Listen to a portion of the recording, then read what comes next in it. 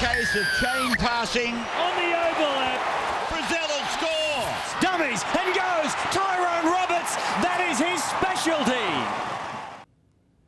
Hello everyone, welcome to Rabbs'S round 7 of the National Rugby League. And gee, we've got some great footy lined up for you for the Easter break. 3 games tomorrow and 3 great games, heading off with the Rabbs'S and the Bulldogs in ANZ Stadium at 4 o'clock in the afternoon.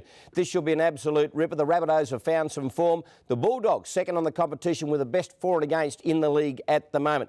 Don't know whether it's going to be enough. I think the Rabbs'S have hit some form and will finally really cement their place in this 2014 competition. The Rabbs'S for mine to meet the Bulldogs. Then there is another 2 great games coming your way on NBN, the Seagulls and the Cowboys. The Cowboys are in and out of form at the moment. They had 1 win against the Knights a fortnight ago. Then they got hammered last week. The Seagulls, on the other hand, on the back of the Glenn Stewart scenario, are playing some pretty good footy. Even though they've had a little bit of a hiccup against the Tigers a fortnight ago, I think they'll bounce back. It's at Brookie, and I expect the Seagulls to win that one. The Knights and the Broncos, always close clashes, and I think the Knights, on the back of their form last week against Canberra, are a pretty good thing.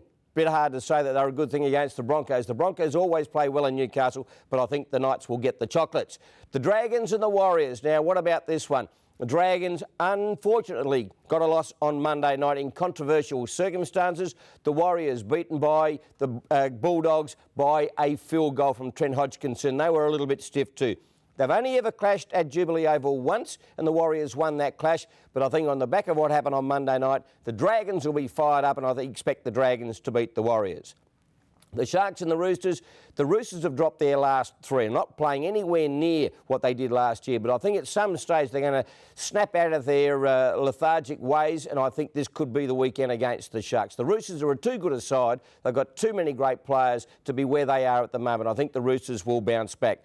The Raiders and the Storm. The Raiders, if they lose this one, that'll be 6 losses on the trot in the nation's capital, unprecedented in club history. The Storm, well, they didn't play that well, although they played well in patches on Monday night. I still think they've got an enormous amount of improvement in them. The Storm for mine to beat the Raiders. The Eels and the Tigers, I think this is one of the clashes of the weekend. There'll be plenty of points scored here, and Astor comes back into the side for the Tigers, but they are missing some troops. And I think the Eels, on the back of their confidence at the moment, are not specials, but I think they're good things at Parramatta Stadium. Go Parramatta to beat the West Tigers. Finally, on Monday night, it's the Panthers and the Titans. This is one of the clashes of the weekend as well.